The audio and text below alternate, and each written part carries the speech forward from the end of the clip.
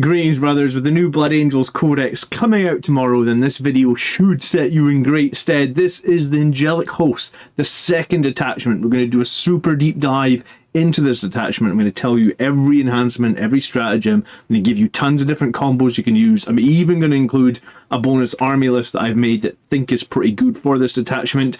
If you didn't see the video last week about the Liberator Assault Group, I'll link that at the end so you can watch. And basically when the Codex comes out tomorrow, you'll know everything that you need to know to get the best out of the Codex for 10th edition for Blood Angels and Warhammer 40,000.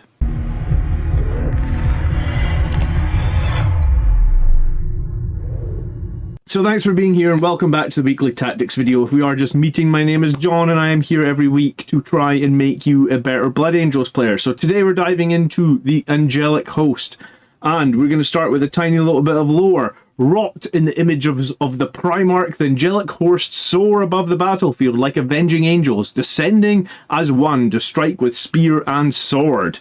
As they tear through the foe, the pained expressions of their death mask inspired a soul-sapping fear in the hearts and minds of their opponents. Sometimes they form an honor guard for a prominent commander, interposing their gold armor forms before they charge, willing to sacrifice themselves in the name of victory. As these winged beacons of purity undertake their duties, so are their battle brothers inspired to ever greater acts of heroism. Squads of jump pack equipped warriors descend in the wake of these champions. Chainswords roar as the Blood Angels plummet into the thick of battle and reap a terrible toll upon the enemy. So this is the Angelic Host, and what we get is the Angelic Host is basically every unit with a jump pack is going to synergize with the detachment rule. So that's the army list I've made at the end is very much focused around jump pack units.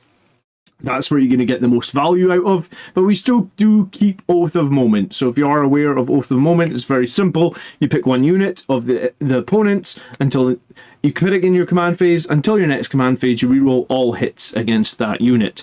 So this isn't a detachment that has a ton of damage output. It's more of a tricksy detachment. So I guess Oath of Moment being used in the right place is going to help a lot. And I've done a video before on how to pick your Oath of Moment target. So what is the Angelic Host? So, following wings of fire, the Blood Angels soar high above the battlefield before plummeting to strike their foes with bone-shattering force.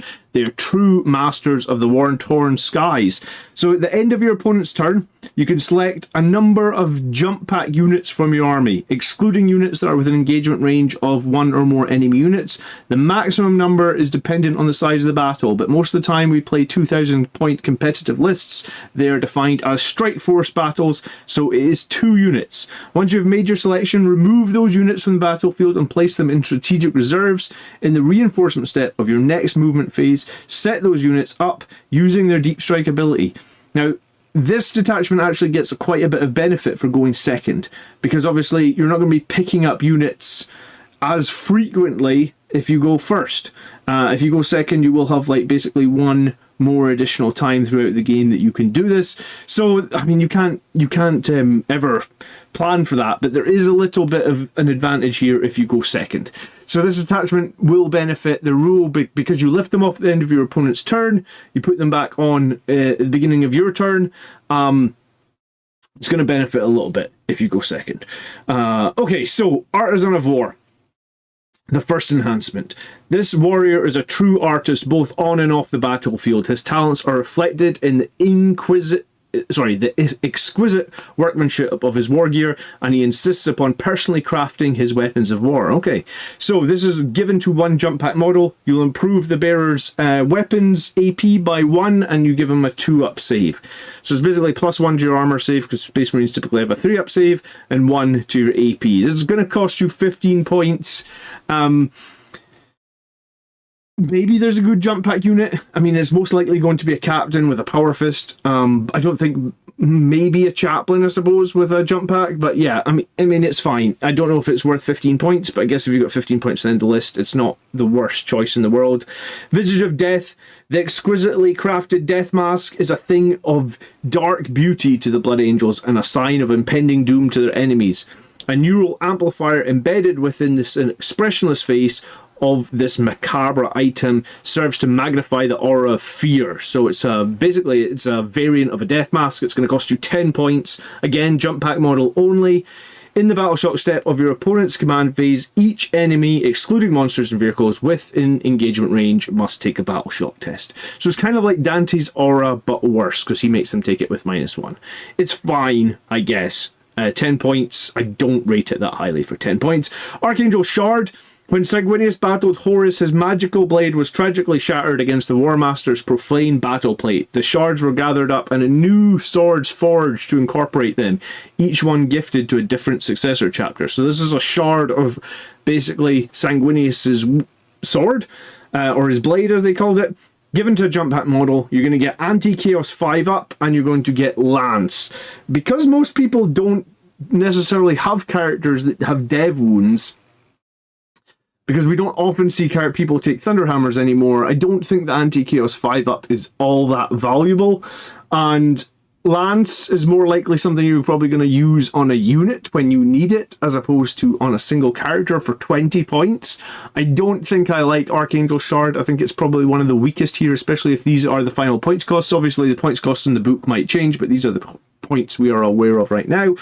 And then Gleaming Pinions. This is the standout enhancement for this attachment. The elaborately crafted ailerons of this jump pack allow the Weaver to maneuver, twist, and bank at incredible speeds. So you put this on a jump pack model only once per turn. When an enemy unit ends a normal, advance, or fallback with a 9, if the bearer is not within engagement range, you can make a move of up to 6. So basically, this is very powerful. The enemy moves within 9 to charge you. You can move 6 away out of charge range. The enemy moves a weaker unit close to you. You can just reposition closer to them. Or sometimes the enemy moves within 9 of you. You could move your unit into a situation where you could potentially play a heroic intervention. So this is a tricksy... It's a tricksy enhancement. It's apparently only 10 points at the moment, and I think it's the standout. Again, jump pack captain. So your enhancements are very much all limited to jump pack characters. So I think when we build the list, we just want all jump pack characters. There should be almost nothing but jump marines in here, and we should see lots of variants.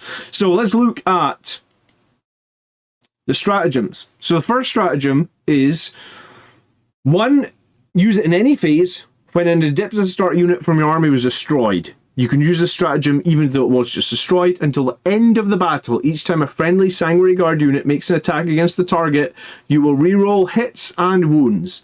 So this is a stratagem that is going to benefit only the Sanguinary Guard, but this attachment is all about hard-hitting jump units. So I think you want at least 2, to make the most of this attachment, you're probably going to want at least 2 units of Sanguinary Guard, probably 12. And it's each time a friendly Sanguinary Guard unit makes an attack. So if you've got a character like a captain, or you've got Dante or someone attached to that Sanguinary Guard, they will benefit from the rerolls to hit and wound as well. Angel Sacrifice. At the start of the fight phase, 1 jump pack unit from your army until the end of the phase. Each time an enemy with an engagement range of your unit selects its target, it must select your unit as the target of all attacks. You used to play Angel Sacrifice on a unit, now you play it... Sorry, on a character, now you play it on a unit. You play it in the fight phase, and you can mess with your opponent, forcing them to attack units they don't want to attack. Again, it's jump pack units only, so you're going to need jump pack units, and I think this stratagem is going to be the stratagem where, like, you just want at least 3 units of jump assault intercessors, because they're the cheapest things you could get. You could argue Vanguard veterans could do this as well, but you just want cheap jump pack units that can soak damage away from your expensive Sanguinary Guard or your Death Company or whatever other unit you've got there. You can just make it difficult for your opponent to kill your units, and then you can do good damage back with your more hard-hitting units, right? So Angel Sacrifice for 1 CP with some really cheap units like the Jump Assault Intercessors is going to be really powerful. We've got Armor of Contempt. We're aware of what that does. 1 CP, lowers AP by 1. It's always useful to have Armor of Contempt. It used to be quite good in Sanguinary Guard. It might be even better on Sanguinary Guard now, because if Sanguinary Guard are 3 wounds per model, if they're ever being hit by 2 damage weapons that don't have a lot of AP, maybe just AP 1 or maybe AP 2, then Armor of Contempt is going to give you a lot of value on those Sanguinary Guard. Martial Exemplar. On a jump pack unit in the fight phase, until the end of phase, melee weapons equipped by models in this unit have lethal hits and precision. So it's a small damage buff. The This detachment doesn't have the +2 strength or +1 attack, so sometimes lethal hits may be useful. On units with only stuff like chainswords, lethal hits will be useful, and sometimes precision can be useful. I don't think it's the greatest stratagem. It would have been better if it had probably been lance, but I guess if you're not confident on what you're fighting into, you could use Martial Exemplar to try and buff up a little bit damage.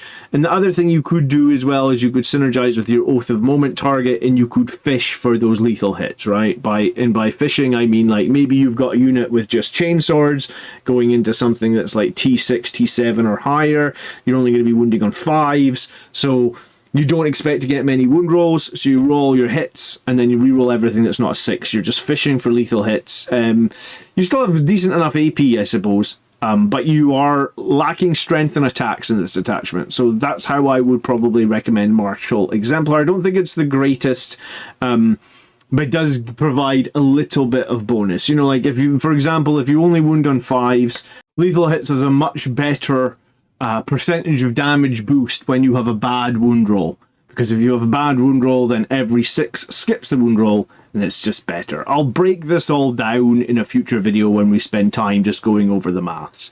Let's talk about Descent of the Angels next. One jump pack unit from your army can be set up anywhere in the battlefield that is only 3 inches away, but you cannot declare a charge. This is very similar ruling to what Grey Knights have.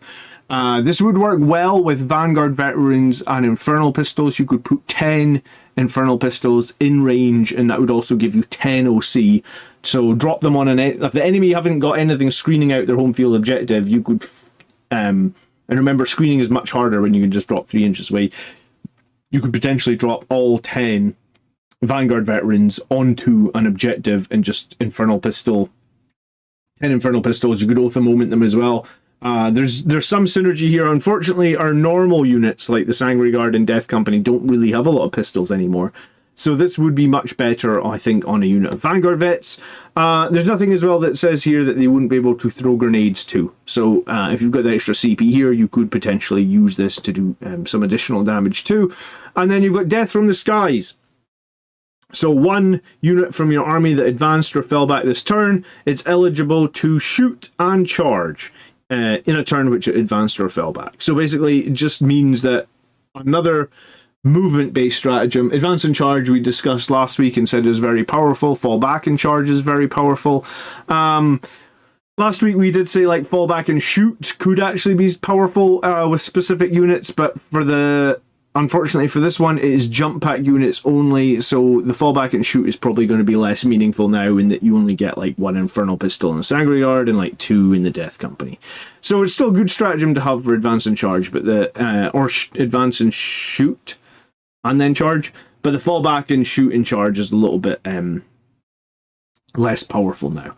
Okay, so before we get into all the unit combos and everything else, if you think you're going to get some value in this week's video, then please do leave a like. I do really appreciate it. And subscribe, like I said, if you want to see more Blood Angels content every week. So, detachment combos. What are some of the combos we could use in this detachment? So, we could start with those 10 Vanguard Veterans. We know every Vanguard Veteran can take an Infernal Pistol.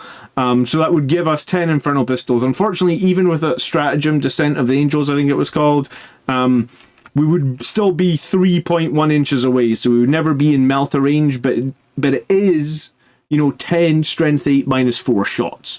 So you would argue that that will still do some damage even though it is only D3 per shot. This could be very good for stealing objectives that you perceive weakness on, because unless their units are screened on those objectives perfectly, you could probably put a bunch of OC onto the objective, and then you could probably shoot away a bunch of the enemy OC, and you could even combo this with like a captain with gleaming pinions. Because I was thinking about this, like you don't want that Vanguard unit to get locked down, so you could put it down, you could shoot your 10 Infernal Pistols, 11 I suppose if the captain has an Infernal Pistol as well. You could potentially throw grenades. You could be ready to move 6 inches away the second the enemy come close to you with another unit. Then you could pick them up off the board, and then you can pop them back down next turn doing the exact same thing. It could be a very, very nuisancey, very annoying unit for your enemies to deal with. And then I guess later in the game, if you actually do need to make some charges, then they do have those heirloom weapons that are not bad. Strength 5 -1, pretty good at killing infantry and the like. And they do have lethal hits when they end the charge move. So even if you charge something that has very high toughness, you will do some damage because of lethal hits. Okay. So that could be combo number 1. It would be 210 points for 10 Infernal Pistols. We could lift them up basically every turn. Inceptors, I guess, are the next really big unit to talk about. And 6 Plasma Inceptors, I think, bearing in mind, Inceptors have this built-in meteoric descent, so you're deep striking 3 inches away. So it's very difficult for the opponent to screen this, where you've got potentially Inceptors with a 3-inch deep strike, and then you've got another unit that can use the 3-inch deep strike as well, be it those Vanguard Vets we just talked about. If you know that that's what you're going to do, then you should be able to choose one of the units that they can threaten as your Oath of Moment target. And I think these Inceptors are a really good unit to choose Oath of Moment for, because I think you arm them with the plasmas, and I think you probably want to overcharge them if you possibly can. And then 6 Inceptors get 12 shots. Obviously, rerolling all hits means that you end up with something like 11 hits. That would be 10.8 if you really want to go into semantics. And they are twin-linked. So rerolling all wounds, and they are strength 8 -3, 3. Now, twin-linked means that even if you're wounding something that's higher than T8, so like 9, 10, 11, or 12 typically, you do still wound 55% of the time. So if you've got those 10.8 shots, you are still going to wound 55% of the time, which would be about 6 wounds. So you're going to make the enemy take 6 -3. I assume that basically puts them on a 4-up invan or maybe a 5-up save. 6 -3, 3 damage each. So statistically, for the most part, these things will do like 9 damage. And here's the thing, you could have 2 6-man units, and you could drop them both, and you could target, it would be 520 points to do that. But with Oath of Moment, you could be guaranteeing something like 18 damage onto almost anything. You could probably pop a Land Raider with these guys in one turn. And then you could have Vanguard Veterans deep strike within 3, and then when the guys come out of the Land Raider, you could light them up with Infernal Pistols, or vice versa, right? So the Twin Link is really useful. I think the getting on the board, killing a unit, and coming off the board literally every turn with the Meteoric Descent, making screening super difficult for your opponents. I think this would be actually a very strong combo, and I think you could actually just be annoying. Now, on anything that's like T8 or less, these guys are super deadly. And I suppose occasionally you will lose a guy or 2 from Hazardous if you are firing them on overpowered all the time. But these guys actually do okay work. These would be the one unit, I think, in this detachment that would do okay work against those higher toughness, just because it's strength 8 with twin linked.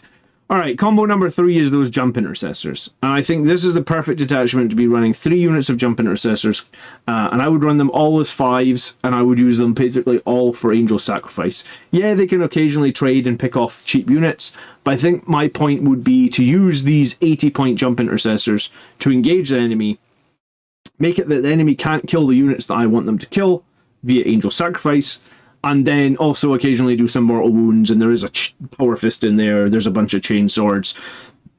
I'm going to do a little overhead camera bit later in this video that shows you the power of what we can do with these Jump Intercessors, so stay tuned for that, okay? Next up, let's talk about a Jump Captain with a Sangry Guard. Now, if you watch any of my battle reports, you know that I probably normally always run Dante with the Sangry Guard. This might be the one detachment where I think a captain might be more useful, because Sangry Guards are strength 6, and this detachment has no bonus to strength. Whereas if they were led by a captain, each time you end a charge move, you move up to strength 7. And I think strength 7 on the blade is an important breakpoint, because strength 6 means T12 would only be wounding on 6, whereas strength 7 means T12 we could wound on 5s. This is only, like, we can still get lethal hits with these guys, but I think this is an important breakpoint because it means that the Sangry Guard could actually do some damage against some of those nastier targets. Now, you could try and work around that by using the Lance, but I've done some very quick maths here that show the spears are actually kind of insignificant. So in this detachment, I foresee you're going to want a couple of units of Sangry Guard, right? There is that stratagem that lets Sangry Guard get full rerolls to hit sand wounds, right? So if you move their wound roll from a 6 to a 5, with full rerolls, that's actually kind of meaningful. 6s with full rerolls is still bad. 5s with full rerolls, 55% chance to wound 5s with full rerolls, by the way. So it's actually better than just a standard wound roll of a 4-up. So you lose a lot of melee power in this detachment, right? Because there's no red thirst. So I think I would stick with the swords as the main weapon in the Sanguinary Guard. The swords get the extra attack and the extra AP. But if we lead them in a captain, we move to that important breakpoint of 7. Otherwise, we'd only be wounding on T12 and T6, like I just said. So strength 7 is still pretty bad into T8, 9, and 10. I should say T8, 9, and 10. But I think if you lose 6 attacks and you drop to 18 attacks at AP2, because that's what you would lose if you go to the spears, that's quite a bit weaker than 24 at AP3. And for example, if you look at that against T10, right, the swords would make 8 wounds successfully, 24, only wounding on 5s is 8, whereas the lances, it's only 18, but wounding on 4. So you would get 1 extra wound with the lances, but with the swords, all 8 would have 1 extra AP. Now, I think if I could choose, I would have 8 AP3 at 2 damage, as opposed to 9 AP2 at 2 damage. I think that's just more useful against more profiles. Sometimes I'm looking at knights here, because knights could be a problem. But I think that the swords in that situation, it just feels better overall. And then that changes again, right? The second you potentially add in those rerolls to wound. And I think that's where the swords will keep their strength, and I think that's why you want that captain to lead the Sanguinary Guard, even though I love Dante, and I do actually really love his +1 to charge and his +1 to hit, but I think the strength 7 breakpoint is actually kind of meaningful here. Combo 5 is an unknown, long range, with grenades. Could we see suppressors actually be useful in a detachment? What I thought was these guys would be a little bit of a nuisance. They do debuff your enemy, making them -1 to hit you. And this detachment doesn't have the greatest offensive power. So sticking around and being survivable and being tricksy is the power. And suppressors actually provide that. Unfortunately, you can only take them in squads of 3, so you're not going to get super value from picking them up and putting them down. But I mean, it is 9 autocannon shots.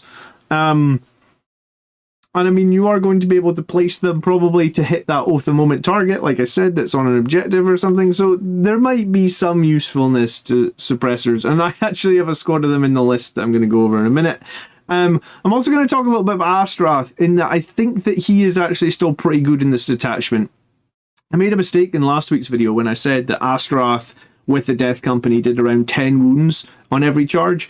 I missed a couple of Power Fist attacks, so it's actually more like 11 wounds. So in the Liberator Assault group, when you make a charge with Astrath plus the full Death Company, you do about 11 dev wounds. In this attachment, you do about 8, but I think 8 dev wounds from a unit when it's charging before you hit them with a bunch of chain swords, and well, it would be like 2 guys with Eviscerators and 3 guys with a Power Fist.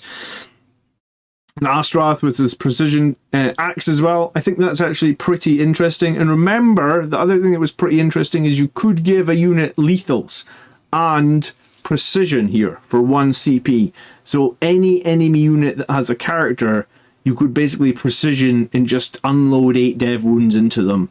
You know, enemies love to have characters, right? Units love to be led by characters. Characters make them stronger. I don't know that many characters that are leading a unit that are going to be able to shrug off 8 dev wounds like it doesn't matter. So this would actually be pretty interesting with the Death Company Marines. Alright, next up I want to show you the gotcha moment from this detachment featuring Angel Sacrifice and Unbridled Armor. And we're going to go down to the tabletop and we're going to look at that. I'm going to tell you exactly what you could do here that I think is actually pretty neat. Okay, so I want to explain a little bit about Angel Sacrifice here and how we can use this to the best advantage. We've got a unit of Sanguinary Guard here on their nice 40mm bases now, and they want to charge this unit of enemies, which is, let's just say that this is a fight first enemy unit, so they're going to fight whenever I engage them. So if my Sanguinary Guard just simply charge in, this unit fights, kills a bunch of Sanguinary Guard, it's a bad day, right? So what we want to do is, we could still make that simple charge with a Sanguinary Guard, but what we want to do is use these 2 Death Company, and we want to, and this is the great thing about this detachment, is Angel Sacrifice is 1 enemy jump pack unit. The more models you have in that unit, the better, but you could probably do this with just 2 models. So until the end of the phase, each time an enemy model within engagement range of your unit selects its targets, it must select your unit as the target of all attacks. So engagement range means it's within 1 inch. So with 2 models here in the lineup, these guys are positioned here. I could potentially put this guy here. He's putting these 2 guys into engagement range. Or, I mean, maybe I could jump here, put these 2, and then we could try and jump right here tight. And if I measured that, and that is 1 inch, which it looks to be. I was going to say, how big are these bases wide? About 1 1/4.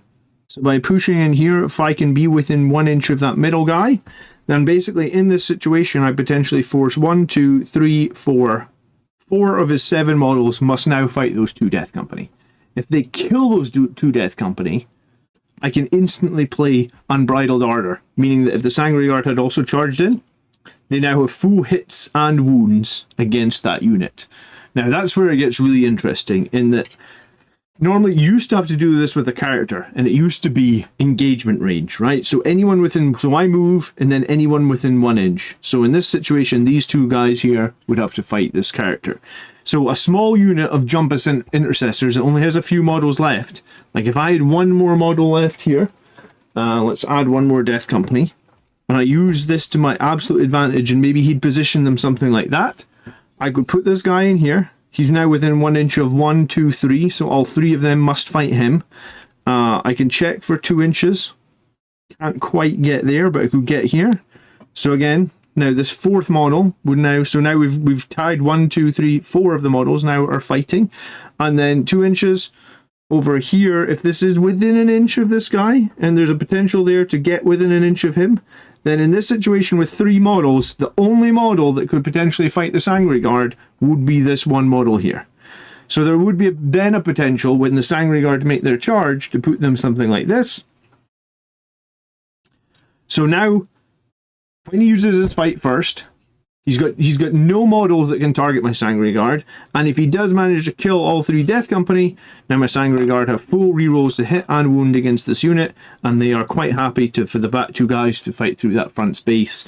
But I think what I'm trying to say is there's definitely going to be plays where Angel Sacrifice is huge. Imagine for a minute that this was a big Chaos Demon, single model.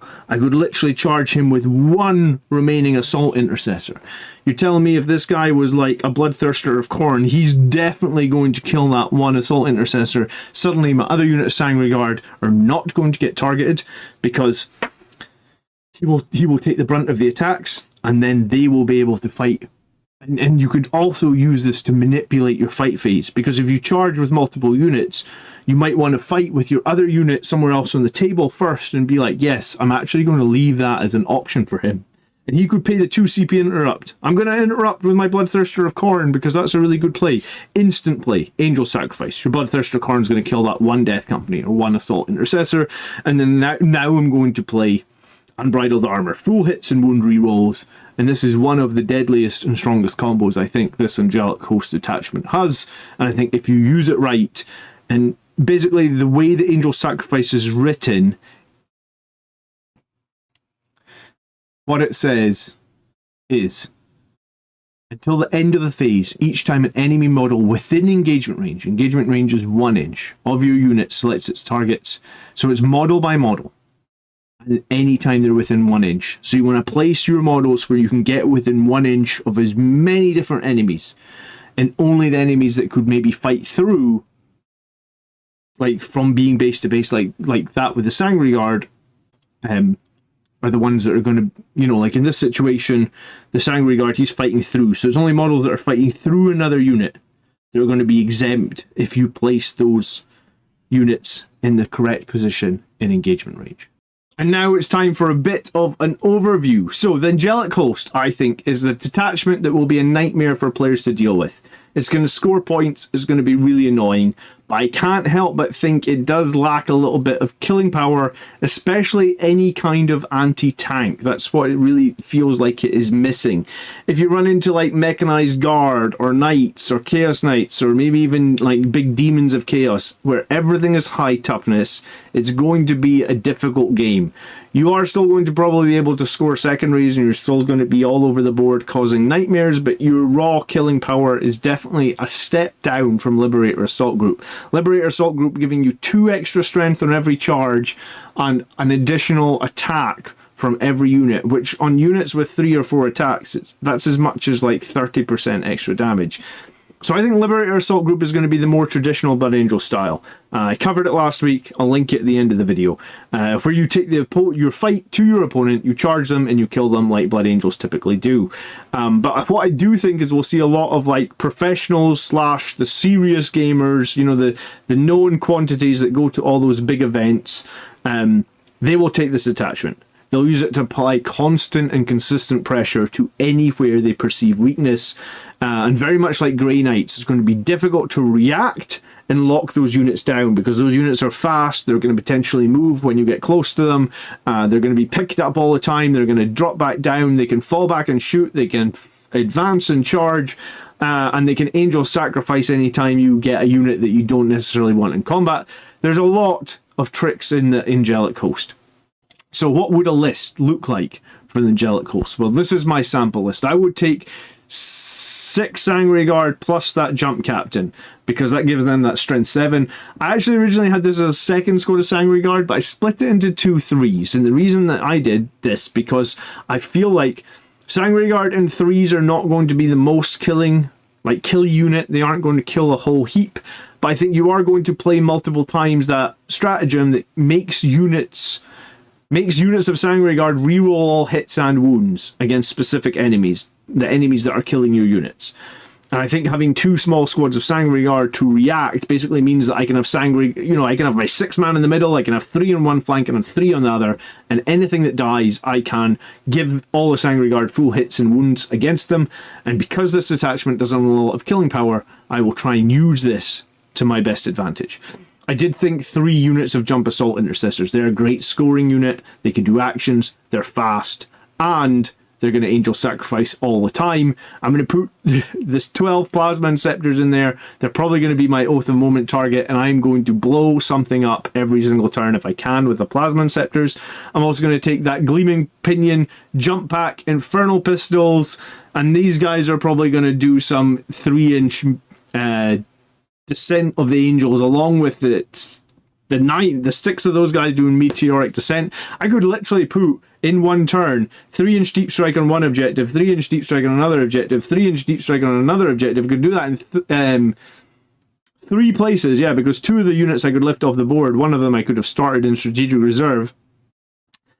And then I could literally blow you up in 3 different objectives, and whichever 2 you react to, I'll just lift my units back off. And I think this would just be nightmarish to deal with.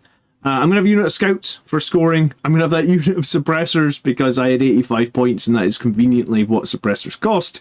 And I'm going to have a unit of infiltrators to hold my backfield and stop anyone do any shenanigans against me. And this is actually 2,000 points. You can let me know what you think of this list. And I'm sure in the Army List show this week, we'll have some Angelic Host lists to break down. So that is my deep dive into the Angelic Host, and tomorrow we will get our codexes in front of us and we'll all be able to start building our lists properly. I do an Army List show every Sunday night where we take lists submitted by the community and we review them and we try and improve them. So please, if you are going to be submitting lists, please make sure you are using the units and points in the new codex. I'm not doing any index-based lists anymore. So thanks so much for getting to the end of the video. Please leave your comments down below. I'm sure there's a couple of combinations in this detachment that I missed. Subscribe, like, share, comment, show your support over on the channel on Patreon. Thank you so much for getting to the end of the video. I have been John. It's been really awesome having your company and your attention for the last half an hour. I will catch you sometime next week with more Blood Angels content. Until next time, my friends, by the blood are we made strong. Peace.